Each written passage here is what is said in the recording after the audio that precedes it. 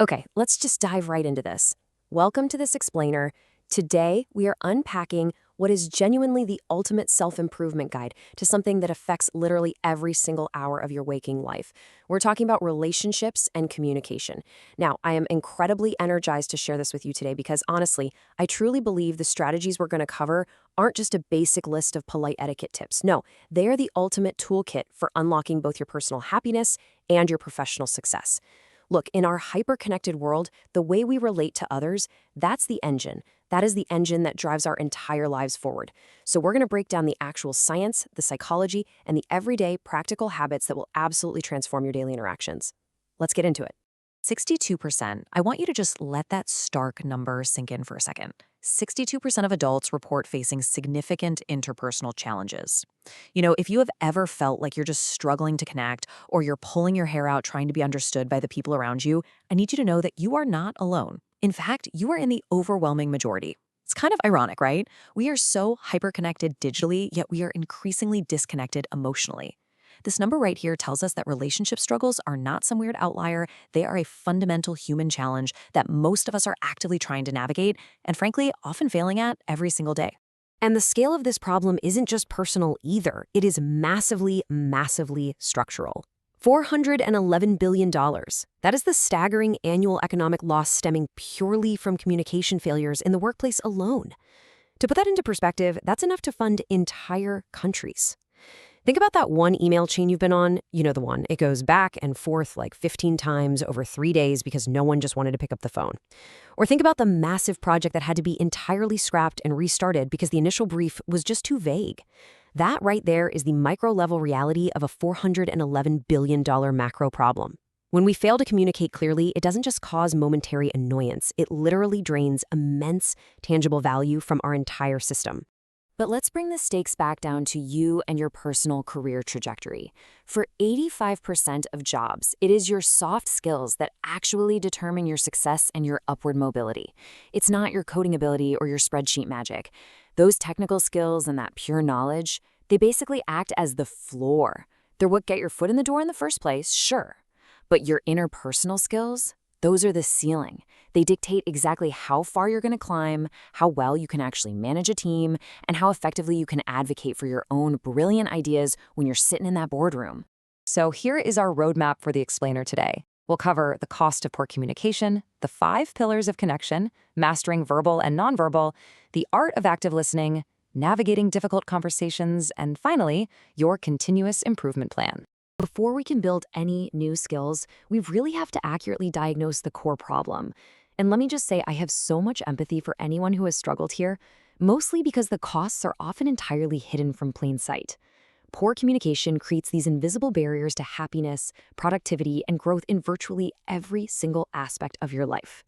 Just think about a time you sent a quick, rushed text message to a partner. Maybe it was a simple "fine" with a period at the end, but they read it and it was completely misinterpreted.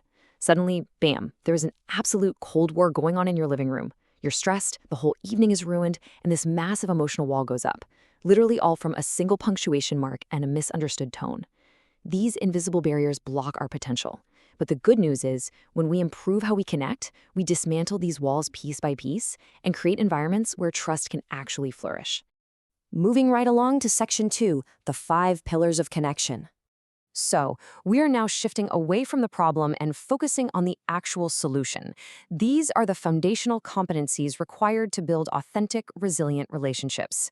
Now, the absolute most crucial point I want to make here is that these 5 core skills, they are not innate genetic traits. You aren't just born with it or out of luck.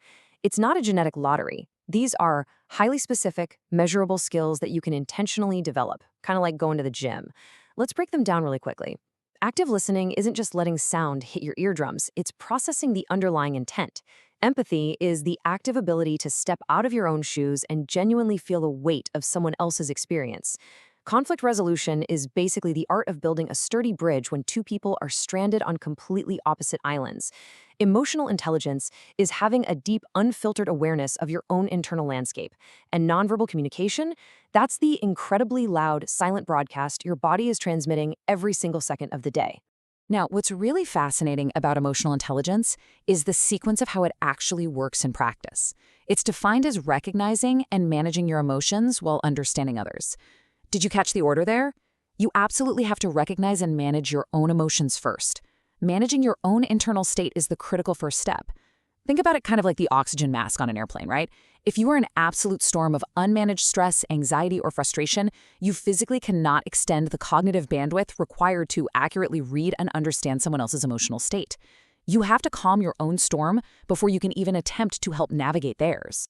And once you begin mastering those internal skills, well, then you can actively build stronger relationships.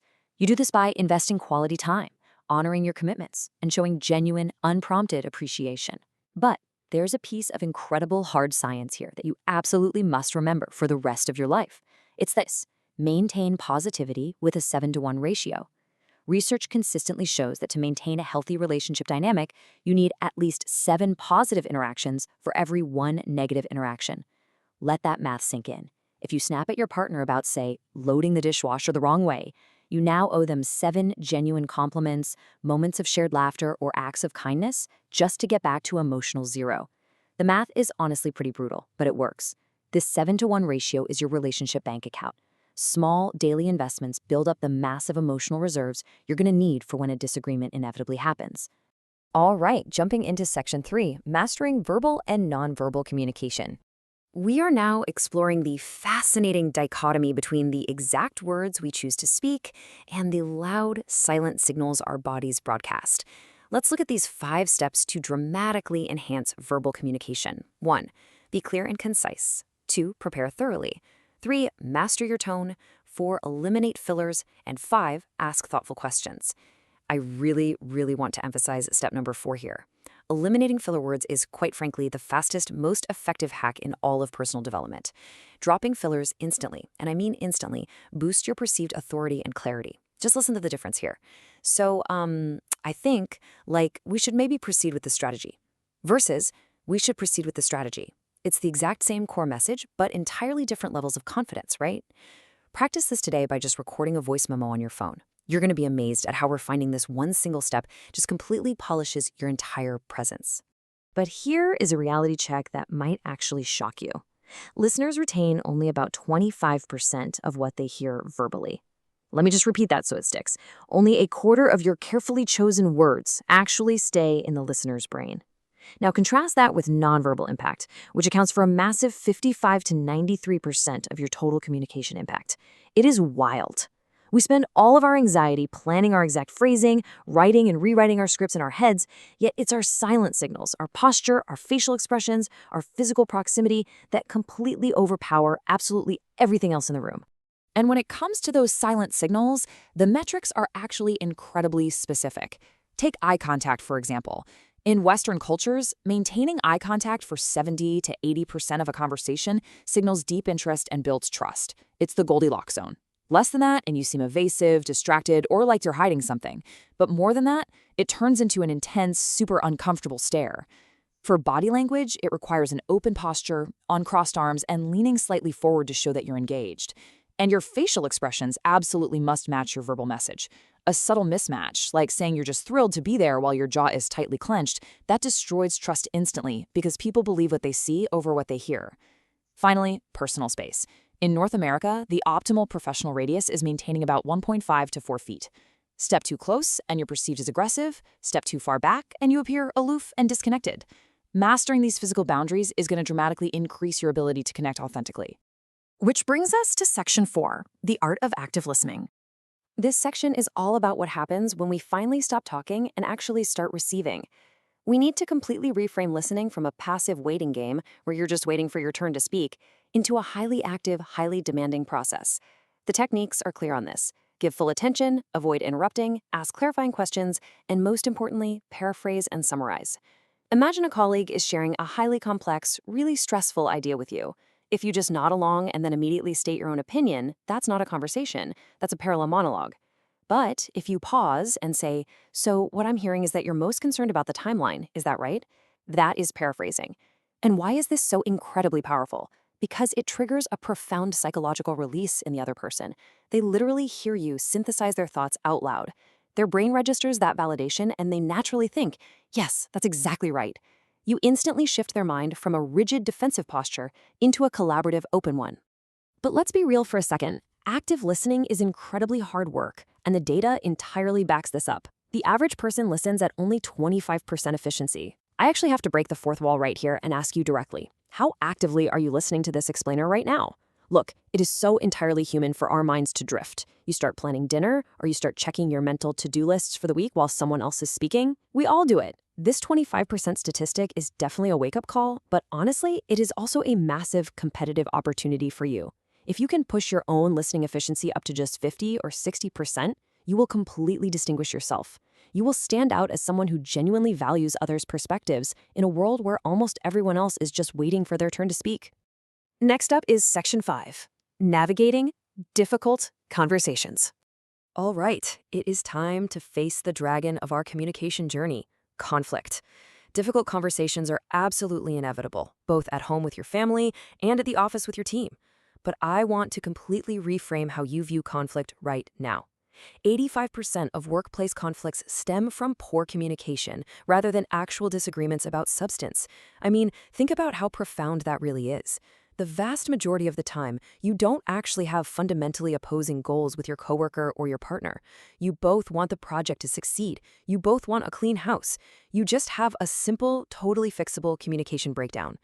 Realizing that the issue is the transmission and not the core objective itself instantly lowers the emotional temperature of any dispute you find yourself in.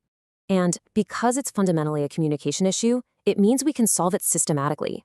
Navigating difficult conversations is a structured, chronological cycle. It is a predictable process. It is not a stressful random event where you just walk into a room, hold your breath, and hope for the best. No, when you approach a difficult moment with a clear framework, solid emotional regulation, and positive intent, you completely flip the script. You turn a terrifying conflict into a genuine opportunity for much deeper understanding and total operational clarity. So here are the actual steps in that systematic cycle. 1. Choose timing carefully. You need to find a private place when both parties are completely calm, and please never try to do this in the heat of the moment. 2. Focus on facts. You must stick strictly to observable behaviors, not your assumptions about their hidden motives. 3. Use I statements. And 4. Seek win-win solutions. Let's focus on step 3 for just a second because it's a game changer. There is a massive psychological shift when you stop using accusatory statements like, "You always ignore my emails."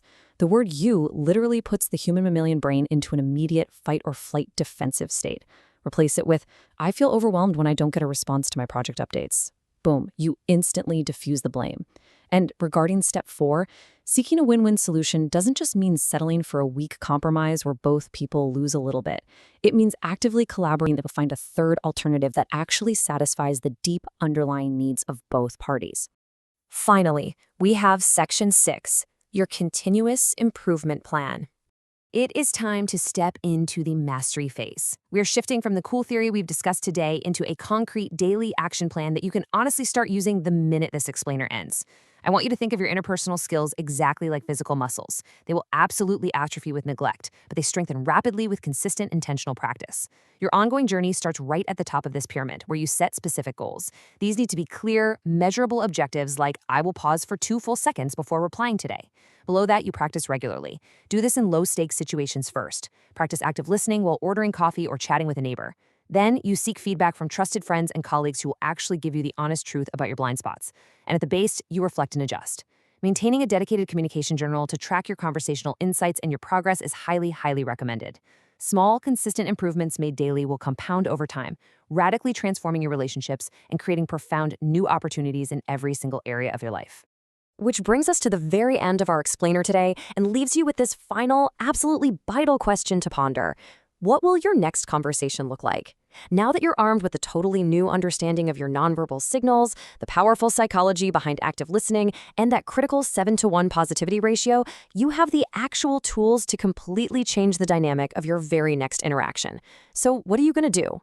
Will you lean in? Will you intentionally pause and eliminate those filler words? Will you paraphrase their thoughts to show you truly, deeply hear them? The choice and the incredible, life-changing rewards that come with it are entirely yours. Keep practicing, keep improving, and I will see you in the next explainer.